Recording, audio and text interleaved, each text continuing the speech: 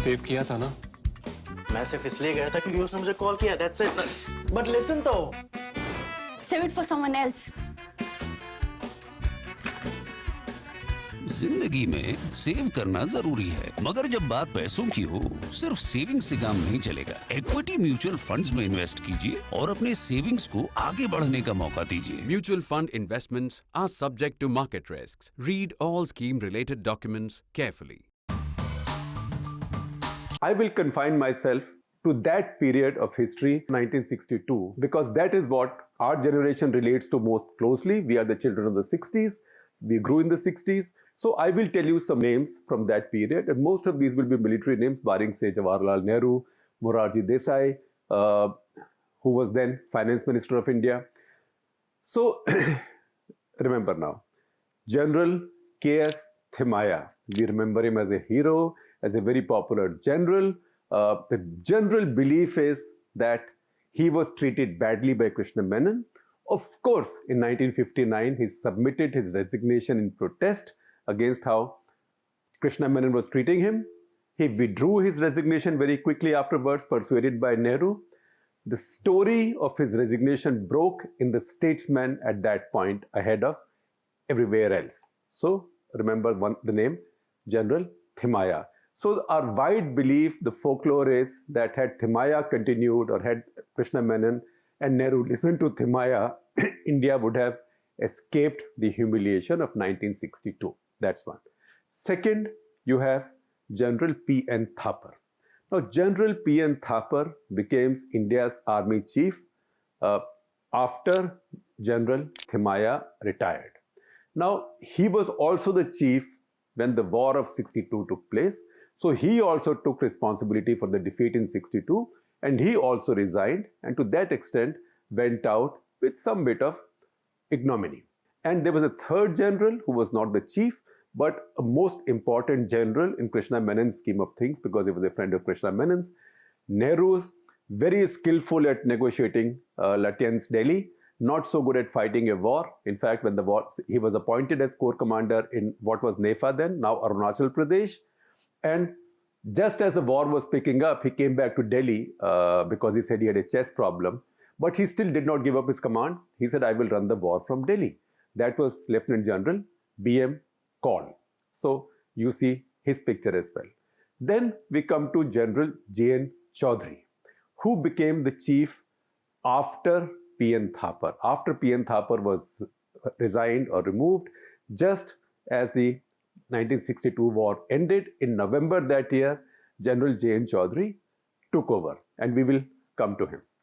Then there is General SPP, Lieutenant General SPP Thorat, who was there earlier, who was one of the deputies to General Thimaia, and his favorite to be his successor, but not the senior most. General Thapar was the senior most. And finally, a face that all of us recognize, I think probably the most famous moustache in India's history, that is General then, later Field Marshal SHFJ, Sam Manekshaw.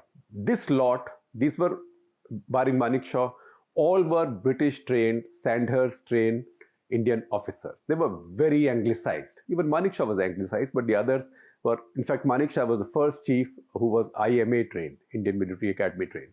But these were very clubby, very anglicized, and there was Krishna Menon, anglicized. Krishna Menon was essentially a Briton, an Englishman, but an Englishman of the far left. He had very little time and patience for the spit and polish of the soldiers, and this showed in many of his actions as well. So, if you read the history of that period, and as it turns out quite clearly, I will tell you something that comes out about each one of them. So first of all, General Thimaia, for sure, he resigned, he took his resignation back. But the book also tells you, and book tells you some really prescient things that he said. He said, for example, he maintained that India should not fight with China. He maintained that India was not ready to fight with China. In fact, even after he retired, 5 months after retiring, he wrote that Indian army cannot protect India from China. It is Indian politicians and diplomats who need to do so, who must do so. But he wasn't listened to. So yes, if you had listened to him, you would have been spared the humiliation of 62, but not because you would have won the war taking his advice, because you would not have gone to war taking his advice. You would have tried your hand at a border settlement or some kind of a peace at that point. That's one. The other thing that comes out about him, again very well documented, is that he was sharing everything that was happening in his life, including his fight with the defense minister, prime minister, including his allegation or his belief that Krishna Menon was deliberately overplaying the threat from Pakistan and underplaying the threat from China, which probably was true, but he was sharing that with his next door neighbor. And who was his next door neighbor? That was Malcolm MacDonald, the British High Commissioner. So there was our army chief apparently sharing all this stuff with the British High Commissioner, who was dutifully reporting it back to London. So now this is, you're getting into very tricky territory. Think about it, in 1959, 60, 61, India's army chief confiding in the British High Commissioner on all kinds of issues. That is General Thimaia. Then you come to General Chaudhry. General Chaudhry also got a bit of heroism later because he was the chief of Indian Army Staff when the 65 war with Pakistan took place. In our view, it was a stalemate, but for India, a stalemate was a victory then, because Indian Army was in a disarray. It was being rebuilt after the debacle of 62. India was very short of equipment and technology. Pakistan, on the other hand, because it had become a member of American security alliances, had a big technological advantage over India, but India held its own, achieved a very more than a respectable stalemate. So General Chaudhry was lionized as the star of that war. The fact is, what was General Chaudhry doing when Thimaia was the chief? Now, it comes out, General Chaudhry wrote about this at some point himself, but now this is established in this book quite clearly, that for 10 years beginning at least 1950, for at least 10 years, he, while being a general of the Indian Army, was moonlighting as the military correspondent of the Statesman. Remember, the Statesman at that point was British owned. It wasn't an Indian newspaper. So intrigues were taking place in the political class, but also in the army brass. Army brass was not innocent. Then you move on. I mentioned to you General Thorat. Now, General Thorat is somebody that General Thimaia wanted as his successor. But he knew that Krishna Menon will not accept it, he will veto it, and Nehru will not overrule Krishna Menon. So, at that point, Indian Republic was still settling down. At various levels, people did not know what each one's powers were. For example, the President of India. So General Thimaia, in what would today be seen as a huge insubordination, he sent a recommendation for appointing General Thorat as his successor directly to the President of India. That was Dr. Rajendra Prasad. Again, that is something that is documented here. Dr. Rajendra Prasad, the President himself wasn't sure what the President's powers were, because General Thimaia said, you're the Supreme Commander, so you decide on the new chief. So President Rajendra Prasad, Dr. Rajendra Prasad actually accepted that and sent it back, the file back to the government saying, appoint General Thorat. So he cleared the appointment. It was explained to him by the Prime Minister and the Defense Minister that the President were to do no such thing, but he wouldn't agree because nobody again knew how this constitution worked. India was still a republic in the making.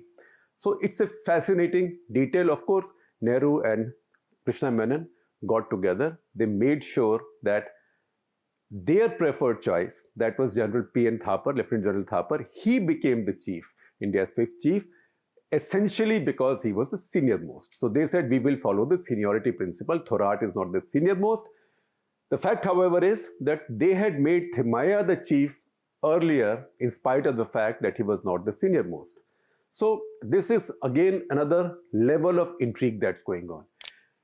In the middle of all this intrigue, I mean, this is about the great Indian Army. In the middle of all this intrigue, while Thimaia is still the chief, he gets a letter from Lieutenant General P.N. Thapar, the senior most general after him. Thapar writes to his boss Thimaya a letter listing 13 charges against him, against his chief.